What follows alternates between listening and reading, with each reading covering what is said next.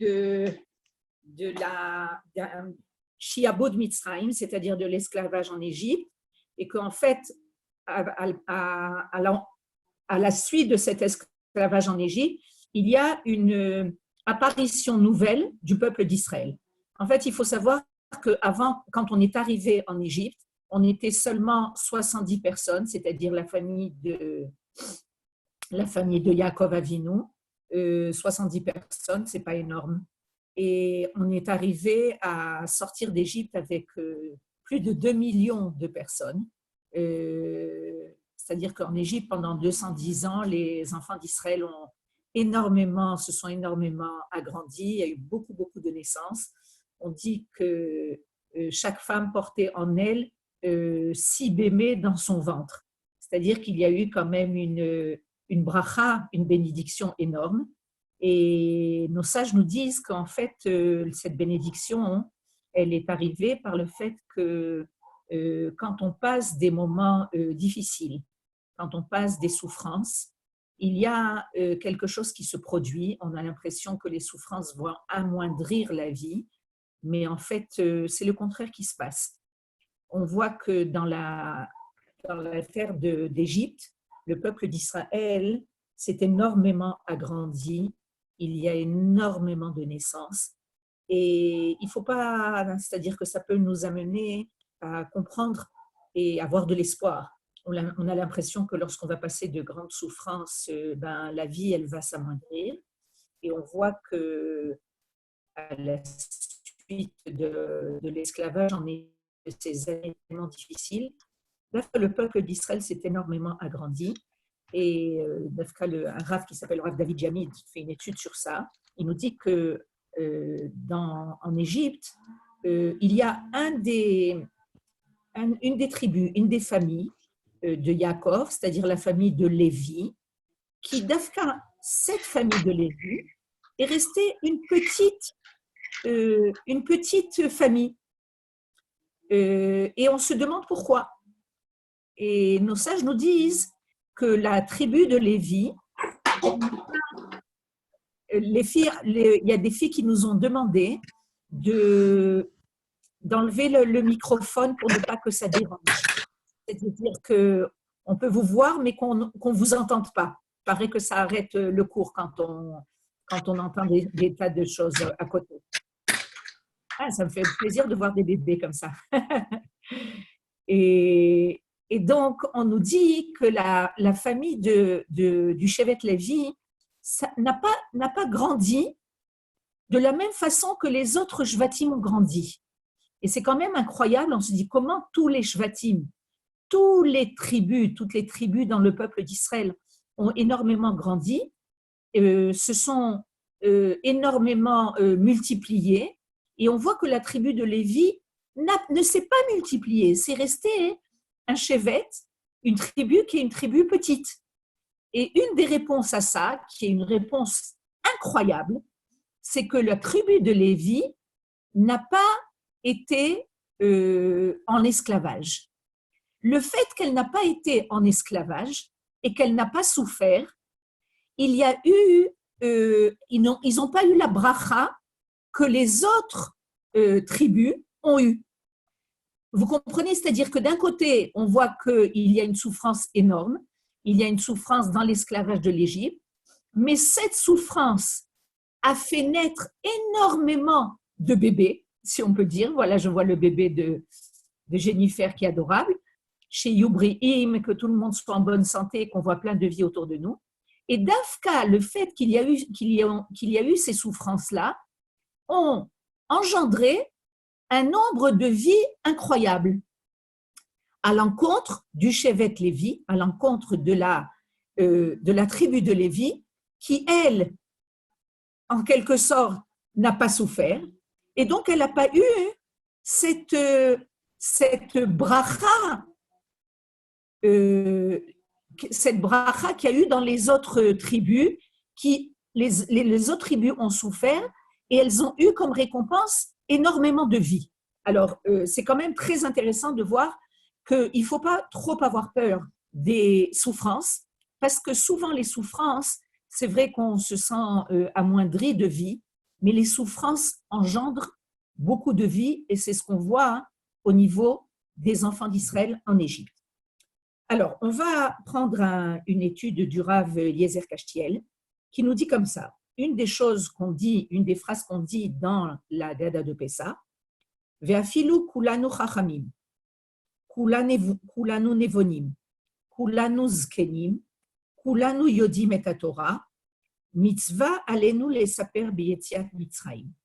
Et même si on est tous, nous sommes tous des sages, des gens intelligents, des gens zkenim, c'est-à-dire âgés, mais dans le sens de la connaissance, kulanu yodim et Torah, et même ceux qui connaissent toute la Torah, mitzvah alenu lesaper beyetziat Mitzrayim. Tout le monde doit raconter sur la sortie d'Égypte. Vekol amarbe lesaper beyetziat Mitzrayim arez meshubar. Et tout celui qui va raconter encore une fois, pas seulement pour faire son devoir, mais bémet pour rentrer dans l'ambiance de la Yetziat Mitzrayim, arez meshubar, il est loué. Meshubar, c'est quelqu'un qui fait quelque chose de bien. Et alors, on vient nous dire, mazé les shabéar. Les shabéar, c'est en fait loué, mais on vient nous dire, c'est les hashbiar, c'est-à-dire, ça augmente la qualité. Comme un vin on veut rajouter un vin ou on veut un mets qu'on a cuisiné pour qu'il soit encore meilleur, on va rajouter des épices. Pour qu'un vin soit encore meilleur, on va attendre quelques années, il sera encore meilleur que lorsqu'on le fait sur le moment. On va augmenter la cuisson d'un mets, c'est-à-dire qu'on va le rendre meilleur. Et chaque année, on nous demande de le'ashbiach et zicha shel yetziat Mitzrayim, c'est-à-dire d'augmenter, de faire en sorte qu'on raconte encore plus sur la sortie d'Égypte, le'arbot ve'leosif echut bebirur hayesodi shel hamakor shemimenu hashoavim et zeutenu le'ashbiach et atzmenu. C'est-à-dire que le Rav nous dit que chaque année, on nous demande en quelque sorte, de raconter la sortie d'Égypte, de raconter encore mieux que ce qu'on a raconté l'année dernière, d'être encore plus dans cette ambiance de la sortie d'Égypte, parce que là, ça va nous rendre meilleurs, et non seulement ça va nous rendre meilleurs, on va être plus en association avec notre identité. C'est-à-dire que plus on va raconter la Yetziat Mitzrayim pendant la Gada de Pessah, plus on va se connecter à notre identité de peuple. Identité en tant que peuple et identité en tant qu'individu. Parce que, comme on nous dit, celui qui n'est pas lié à ses racines, il n'est pas lié celui qui n'est pas lié à son passé, à ses racines, à son passé, n'est pas lié à son futur. Le peuple d'Israël puise toutes ses forces de ce qui s'est passé. On apprend sur nos pères, on apprend sur nos mères, on apprend Yetziat Mitzrayim. Mais tout ça, c'est pour arriver à un futur meilleur. C'est-à-dire que pour être connecté à l'histoire de notre peuple, on a besoin d'être lié avec nos ancêtres pour, comme on a dit le cours précédent, pour être lié avec le futur de nos enfants. Maintenant, la Gemara nous raconte une histoire, une agada, sur les femmes d'Égypte. Comment ça se passait? Vous savez que les femmes d'Égypte, on a relaté ça dans le précédent cours, les femmes d'Égypte, elles étaient prêtes à tout donner pour continuer à mettre au monde des enfants, parce qu'en fait, elles savaient que le fait de mettre au monde des enfants, c'était ça qui va permettre la délivrance des enfants d'Israël en Égypte. Et alors, on va lire un midrash, une agada qui est relatée dans la Gemara, qui est magnifique. Et vous allez voir de cette agada qu'est-ce qu'on va ressortir. Kevan shemagia zman moladeen olchot veyoldot besade tachat avatapuar. Quand les femmes, après avoir été enceintes, et arrive le moment d'accoucher, elles allaient dans le champ et elles accouchaient sous des pommiers. C'est beau. Chez Neymar, Tachat atapuach orarticha. Il y a un passouk dans le Sefer Tehillim qui nous dit que sous les pommiers, il y a eu un éveil du peuple. Et Dieu envoyait à ces femmes qui étaient en train d'accoucher, et on les aidait, en fait, il y a quelque chose qui les aidait à accoucher. Comme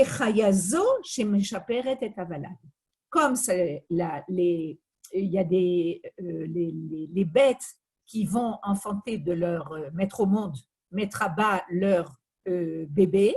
Par exemple, une vache qui va donner naissance à son petit veau, quand le veau va sortir, elle va le nettoyer avec sa langue, elle va s'occuper de lui. Elles n'ont pas de sage-femme qui faisait ça. Et donc, qu'est-ce qui se passait? Les femmes qui accouchaient en Égypte, il y avait, Akadosh Baruch Hu leur envoyait ce qu'il fallait pour que le bébé sorte en bonne santé.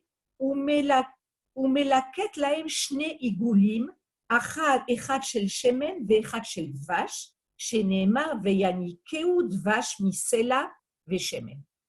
Et le Midrash, la Gada nous raconte qu'il y avait deux rochers qui étaient dans la terre, et d'un rocher sortait de l'huile et d'un rocher sortait du dvash, du miel.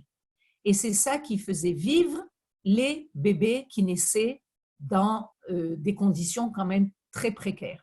C'est-à-dire qu'Akadosh Baruch Hu était là pour faire vivre les bébés d'Égypte. Parce qu'il y avait, comme vous savez, le pharaon avait décrété qu'il y ait un décret comme quoi il fallait tuer les bébés. Donc les femmes, par une messirot nefesh incroyable, un don de soi incroyable, elles continuaient à mettre des bébés au monde malgré le danger.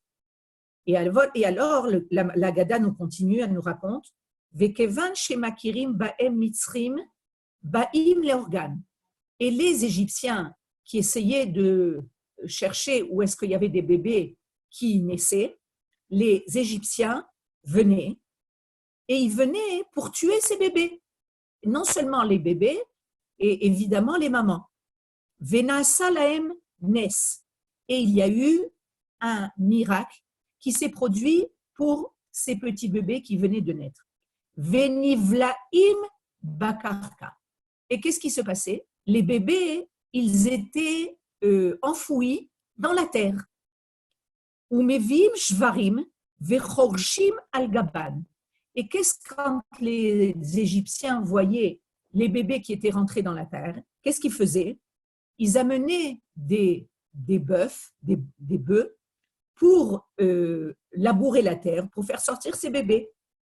Les achar sheolichan ayum et batzvetzim. Évidemment, les Égyptiens n'ont pas réussi à trouver ces bébés. Et quand les Égyptiens sont partis, ayum et batzvetzim veyosim ke esev asadeh. Quand les Égyptiens partaient, les bébés sortaient comme des plantes dans le champ. Chez Neymar, Revava ketsemar asadeh nataticha. Comme il est marqué dans les Tehillim, je t'ai fait sortir comme une plante de la terre et des revavas, c'est-à-dire des multitudes. Ou kevan shemit gadlim ba'in adarim les batehem. Et quand ils ont grandi, cette Agada a l'air complètement surprenante, mais vous allez voir qu'elle va nous faire comprendre des tas de choses. Et quand ces bébés ont grandi, et ils ont grandi en fait grâce aux bienfaits de Akadosh Baruch Hu, ils venaient par adarim, c'est-à-dire par troupeau, par quantité, les batéem. Ils revenaient chez eux à la maison. Chez Neymar, vetarbim, vetagadli, vetavoi, be'ade adaim. Il y a un passage qui nous dit qu'ils venaient dans les maisons en quantité. Al tikri be'ade adaim et la be'adare adarim. C'est-à-dire qu'ils venaient comme des troupeaux, mamash, énormément d'enfants qui étaient déjà grands. Ou kshenigla kadosh baruch hu alayam. Maintenant, quand Akadosh Baruch Hu, il s'est révélé, il a fait le miracle extraordinaire, il a engendré le miracle extraordinaire de l'ouverture de la yam, de la mer, Em Ikiru, ces enfants, ces bébés qui étaient nés dans ce champ de pommiers, ces enfants-là l'ont reconnu, parce qu'en fait, celui qui les a fait grandir, ces enfants, c'est Akadosh Baruch Hu. Et ils ont dit, Zé Eli Vernveu. Voilà, c'est lui mon Dieu. Ils ont reconnu celui qui les avait fait grandir. Alors c'est ça, donc là, Gada nous raconte la façon miraculeuse par laquelle ces enfants, ils sont nés de façon miraculeuse. Ils sont nés par des femmes extraordinaires qui n'ont pas été prêtes à interrompre cette chaîne des générations, malgré les difficultés et malgré les douleurs. Elles ont continué à enfanter, malgré le fait que leur mari ne voulait plus avoir d'enfants parce qu'ils étaient complètement désespérés. Ces femmes-là ont continué à enfanter malgré le danger.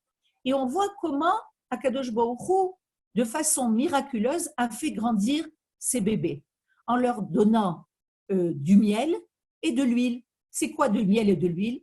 Un enfant, il a besoin de matok, c'est-à-dire qu'il a besoin de sucré. Quand il va téter du lait de sa mère, le lait, il est bien sucré et il est nourrissant, de la même façon que le miel est nourrissant et il est sucré.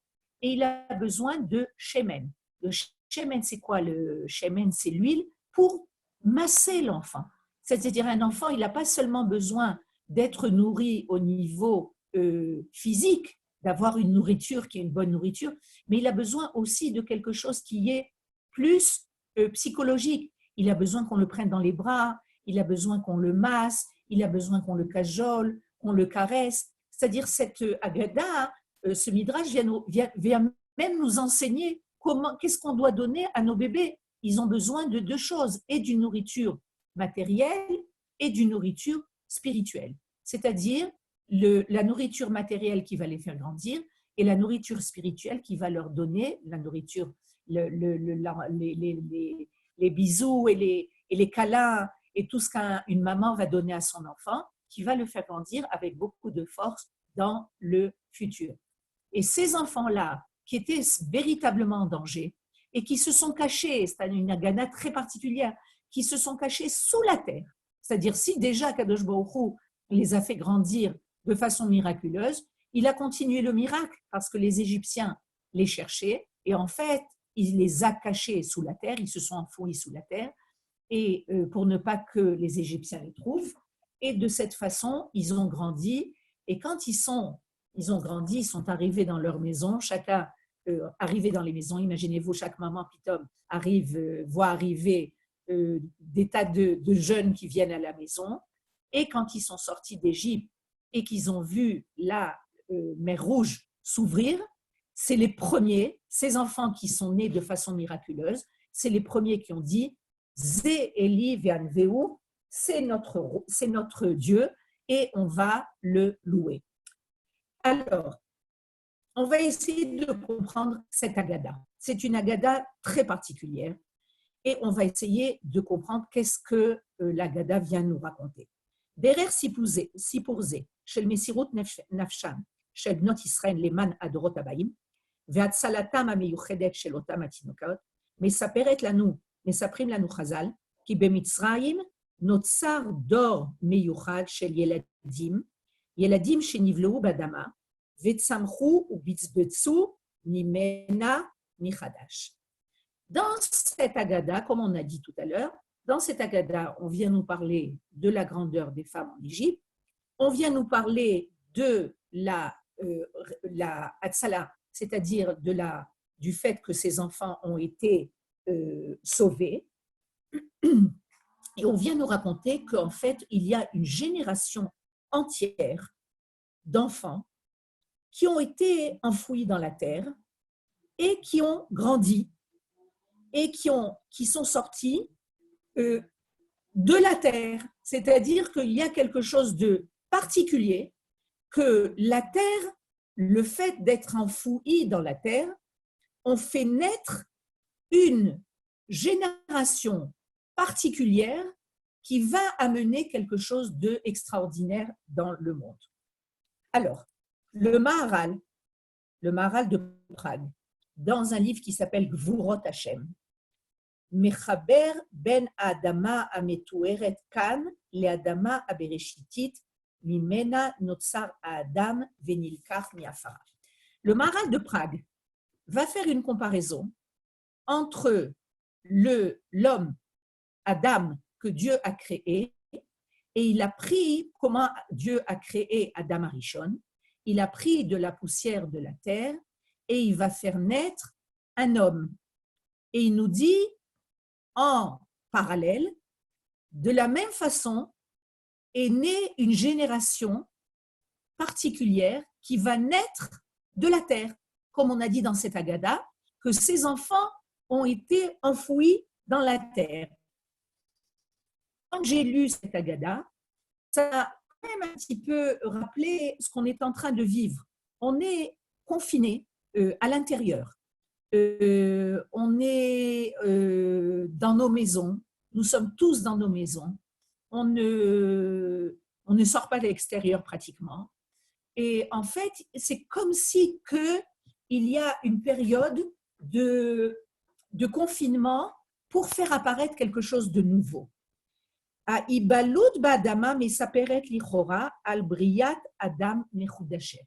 C'est-à-dire que pour faire apparaître une nouvelle apparition de l'homme, un homme particulier qui va apparaître.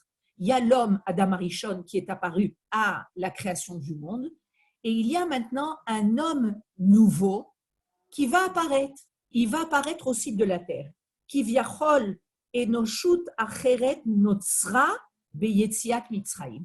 C'est comme si qu'on nous disait qu'à la sortie d'Égypte est née une apparition d'homme, une humanité différente. Enoshut sheinena emsher yashir shel toldot mina adam. C'est-à-dire ce qui est apparu à travers ces enfants qui sont nés de façon miraculeuse, qui ont réussi à se sauver des griffes des Égyptiens de façon miraculeuse, qui a été nourri par Akadosh Baruch Hu de façon miraculeuse, va faire naître un autre type d'homme. Si au début de l'humanité est né Adam Arishon, maintenant va naître un autre type d'homme. Yafé. Alors, et là, on vient nous amener une étude du Rav Kook dans Oroth, dans le livre de Oroth, Parshanut Zok Shura Leshelat Kvedat Mishkal. C'est-à-dire que cette explication va nous faire comprendre quelque chose de très fort. Le Rav Kook nous dit comme ça: Tsurartam shel Israël tzricha leitbarer. C'est-à-dire la tsura, c'est-à-dire la forme, la création d'Israël a besoin d'être redéfinie, d'être vérifiée.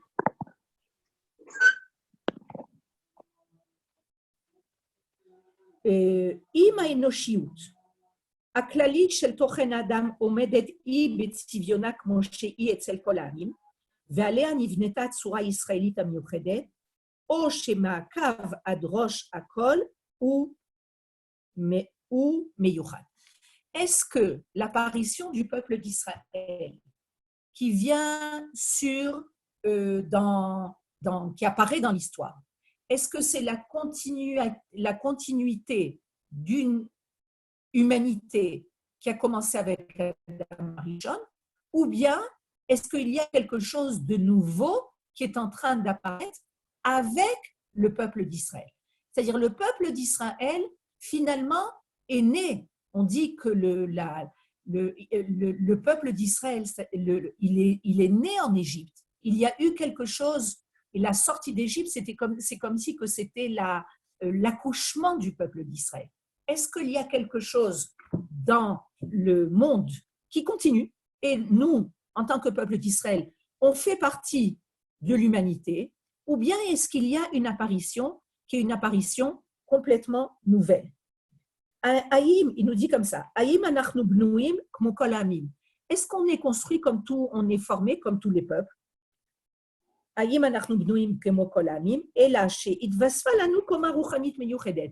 est comme tous les peuples, à part que Akadosh Baruch Hu nous a rajouté quelque chose de spirituel qui est plus élevé.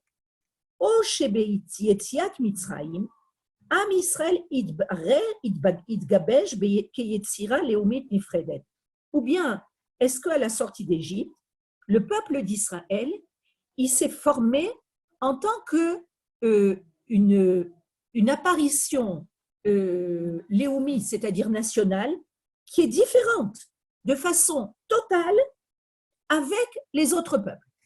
Je répète, pour que ce soit clair, on va essayer de simplifier les choses. On vient nous dire que le Adam Arishon, il est né de la terre. Akadosh Baruch Hu a pris de la terre, il a formé Adam Arishon et il y a insufflé une neshama, c'est-à-dire un souffle de vie qui est l'âme. Et de Adam Arishon et de Chava est née toute l'humanité. Maintenant, on vient nous raconter cette Agada comme quoi une génération entière est née de façon miraculeuse en Égypte et que les bébés, pour se cacher des Égyptiens, étaient enfouis dans la terre. Alors, le Maharal vient nous dire, en fait, c'est intéressant cette Agada, parce que cette Agada vient nous expliquer qu'en fait, il y a une apparition particulière, une nouvelle naissance de l'homme.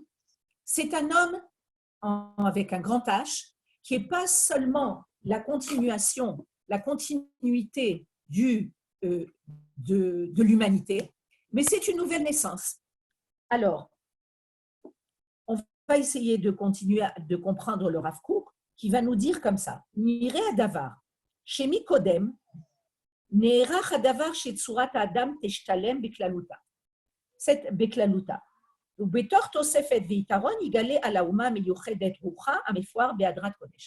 C'est-à-dire qu'au début, il y avait une intention de créer une humanité.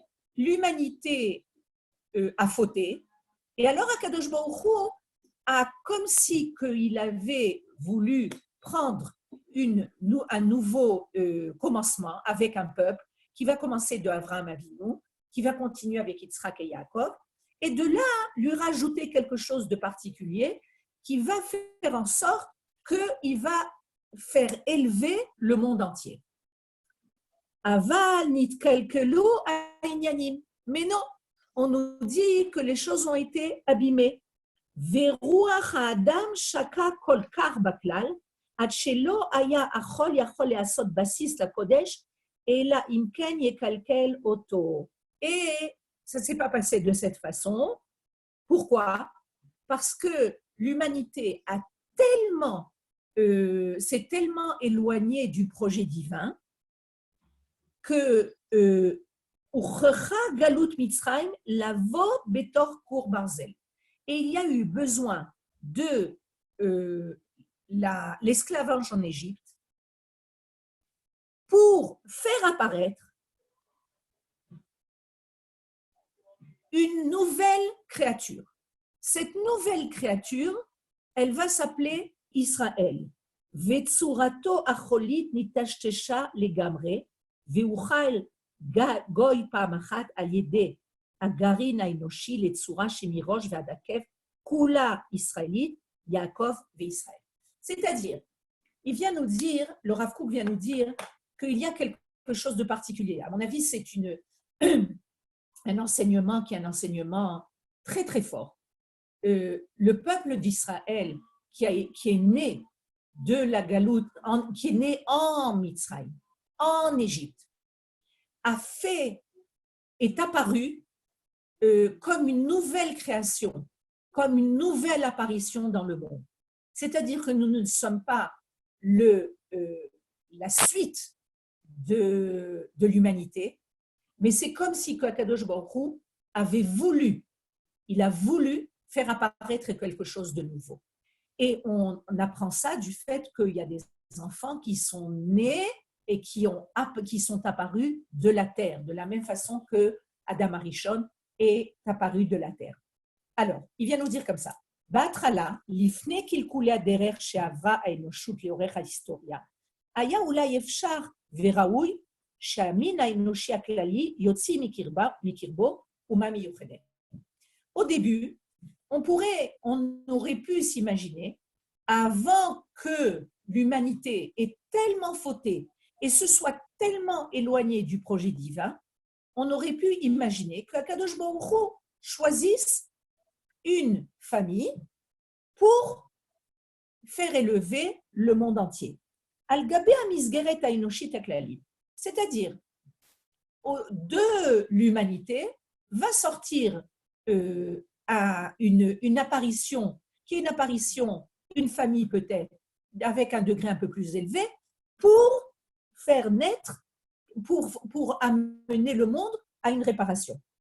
Aval, לאחר הידרדרות הנוראה של רוח האדם ששקע, mais après que l'homme il est tellement fauté et il a tellement chuté dans le monde, lo yachla האנושות להוות תשתית לרוממות מוסרית כלשהי. Ça ne pouvait plus se passer de cette façon. C'est-à-dire qu'il y avait eu une trop grande chute. De cette chute tellement grande, on ne pouvait pas faire apparaître quelque chose qui venait de l'Ainoshut, qui venait de l'humanité et qui allait réparer l'humanité. הנורמות שנוצרו בסדום ועמורה, מצרים, פלשת, יצרו אווירה כללית שאינה יכולה להשתלב בבניין עם ישראל. C'est-à-dire, le monde, l'humanité, après avoir passé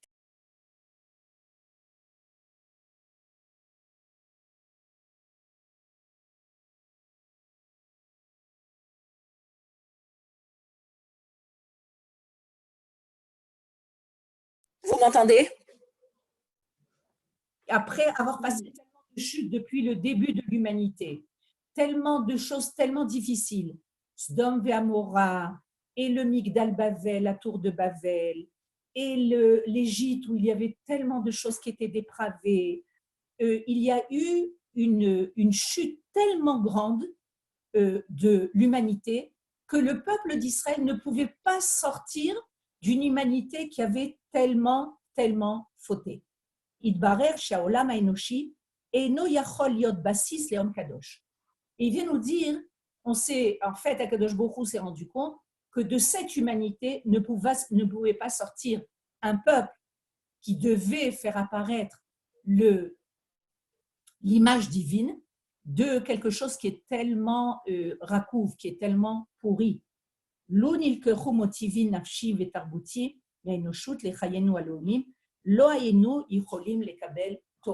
C'est-à-dire que c'est comme si on prend quelque chose qui est complètement pourri et on se dit de cette pourriture va naître quelque chose de bien. Non, c'était trop pourri. C'est-à-dire pour faire apparaître un peuple qui lui va être à l'image divine. C'est le but qu'on doit faire apparaître en notre peuple. C'est lui qui va recevoir la Torah. C'est-à-dire, mamash, être en connexion totale avec le divin. Pour ça, ce peuple-là ne peut pas naître d'un monde qui est tellement pourri. Begalut Mitzrayim, ibadnu et haimun shenitan liyot pashut bnei adam. C'est-à-dire, dans la galoute d'Égypte, on a perdu la possibilité d'être simplement de simples hommes. À Mitzrim dit Kubanu kol sarid enoshi. Les Égyptiens nous ont fait perdre toute notre, on peut dire, toute notre image humaine. Pagu bechaya mishpacha. Arsu kol efsharut litzor mirkam tarbuti normali. C'est-à-dire qu'en Égypte, on n'a pas été seulement esclaves, mais on a reçu de la culture égyptienne énormément de mauvaises choses. Quand on nous dit dans la Haggadah,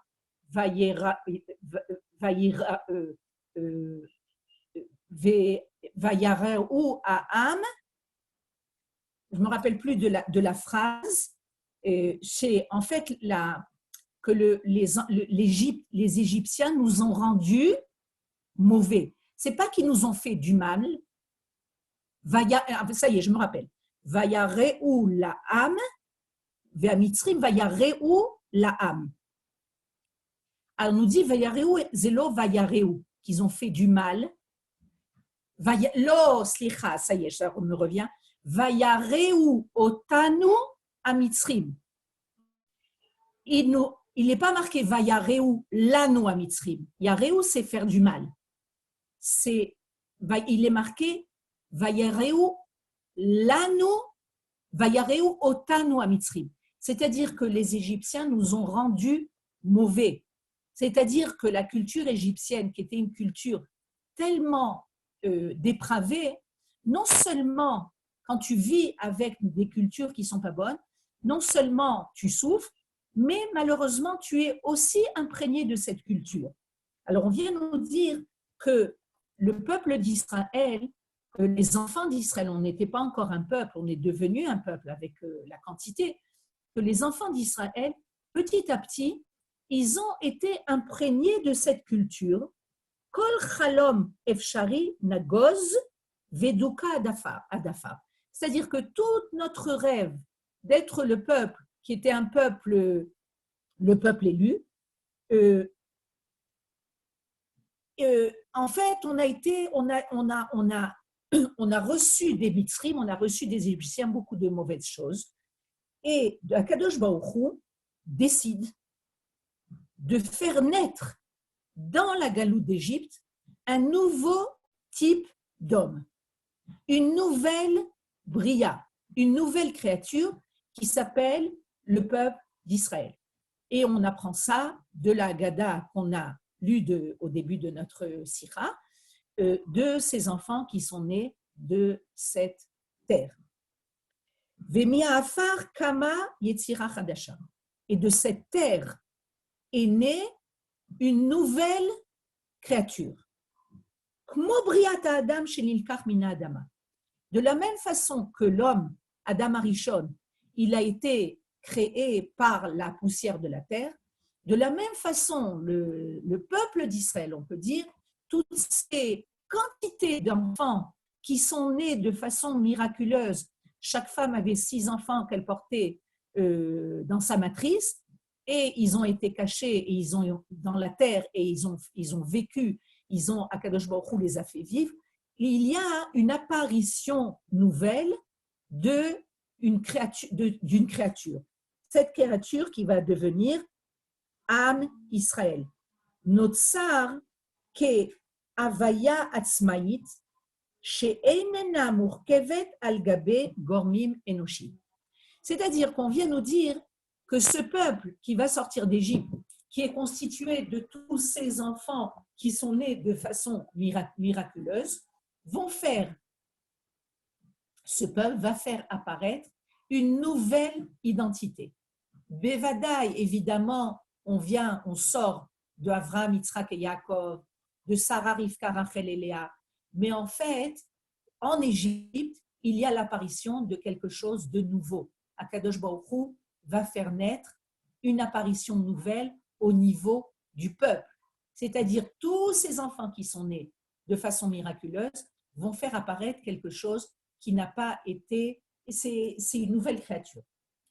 Et car Gam Israël notzar kavaya atzmaït she'enena murkevet al gabe gormim enoshim.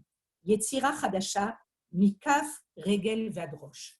C'est une nouvelle créature du talon du pied, de la plante des pieds jusqu'à la tête, enoshut acheret, une nouvelle humanité. Et il est marqué dans le Sefer de Isaïe, Amzo yatsartili. Ce peuple, je l'ai créé. C'est-à-dire, comme il a créé en premier Adam Arishon, Akadosh Baruch Hu a créé de ses propres mains, si on peut dire, un nouveau peuple, une nouvelle apparition léoumi, c'est-à-dire nationale, en Égypte. Dafka mitor aredifot. Justement, à cause des redifot, à cause des douleurs. Mianisionot lachrosh otanu velirmos otanu adafa. À cause de toutes les souffrances, à cause du fait qu'on a voulu nous écraser jusqu'à terre, idbarer yoter veyoter, shanachnu lo yecholim liot karega chelek miachayim aenoshim aklalim. Le fait qu'il y a eu tellement de souffrances a fait apparaître quelque chose de complètement nouveau qui va nous mettre, si on peut dire, un peu en retrait ou beaucoup en retrait de toute l'autre humanité. Avraham Avinu, il disait, Avraham Avinu, il est appelé Avraham à-Ivri, Mazé Ivri, c'est l'hébreu. Ivri, c'est Ever, c'est-à-dire que c'est, il est d'un côté, ni Ever, il est d'un côté. Avraham est d'un côté du monde et le reste du monde est d'un autre côté. C'est-à-dire le peuple d'Israël, il est complètement différent de toute l'humanité qui est présente. Akadosh Baruch Hu a fait naître un nouveau peuple qui est complètement différent de l'humanité et qui doit amener à l'humanité une nouvelle lumière et une nouvelle compréhension de la vie. Alenu leivatser keyetzira acheret, shona betachlit mishar hamim. On doit faire apparaître quelque chose de complètement différent. Amatzmaï, un peuple indépendant, imtrunot ameyuchadot lanu, avec des qualités qui sont spécifiques à nous, asher bachar banu mikolam veromemanu mikolashon. Dans le kiddush de Pessah, il est marqué comme ça, tu nous as choisis parmi tous les peuples et tu nous as élevés parmi toutes les nations. Maintenant, pour terminer cette sikha, je pense que ça nous fait comprendre pas mal de choses. Premièrement, que le peuple d'Israël, il a un rôle. Il a un rôle qui est pas toujours très facile, mais ce rôle-là, c'est Akadosh Baruch Hu qui nous a attribué et qui nous demande de faire apparaître quelque chose de spécifique, quelque chose de différent, qui est, on n'est pas comme tous les autres peuples.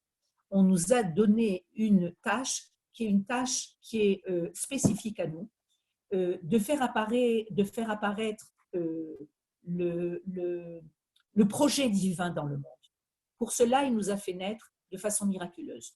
L'Israël, il faut savoir que la naissance du peuple d'Israël, c'est une naissance et qui continue. On est né de façon miraculeuse, on continue de façon miraculeuse et on continuera, et notre futur aussi sera miraculeux.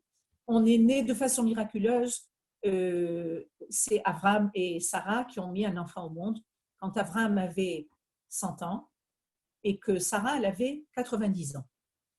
Et est né un enfant. C'est complètement miraculeux. Qu'un enfant, le premier juif qui est né, il est né de façon miraculeuse. On continue de façon miraculeuse. C'est-à-dire qu'au niveau logique, il n'y a aucune logique que le peuple d'Israël puisse continuer à vivre. On a passé les plus grandes souffrances, on a passé les pogroms, on a passé l'Inquisition, on a passé la Shoah, où on a été décimé d'un tiers de notre peuple. Et on est revenu en Eretz Israël avec un pays qui était complètement plein de marécages. On est revenu après avoir passé la Shoah avec des douleurs incroyables et on a refait naître dans ce pays un paradis sur terre, c'est-à-dire sans aucune logique. Ce peuple, Baruch Hashem, vit de façon miraculeuse. Akadosh Baruch Hu dépose sur nous sa bracha et il faut être conscient de ça de façon totale. Et on sait que notre futur, notre atid, notre avenir sera aussi miraculeux. Akadosh Baruch Hu nous a promis de très grandes choses. Il nous a promis la venue du Mashiach. Il nous a promis le Beth Amikdash. Il nous a promis la résurrection des morts. Tout ça va apparaître. C'est-à-dire que pour nous, il est tout à fait clair que tout ce qu'Akadosh Baruch Hu nous a promis va se réaliser. Et même dans les moments les plus difficiles, Et on passe des moments difficiles, mais aussi on doit quand même se dire que relativement, c'est pas trop difficile. On peut juste s'imaginer ce que il y a 70 ans, nos ancêtres ont vécu pendant la Shoah, hein, qu'ils étaient enfermés dans des cachots, dans des caves où où ils devaient ne pas dire un mot, ils avaient du bécochi, ils avaient tout juste de quoi manger, ils ne pouvaient pas tousser parce que c'était dangereux, parce qu'on pouvait les reconnaître.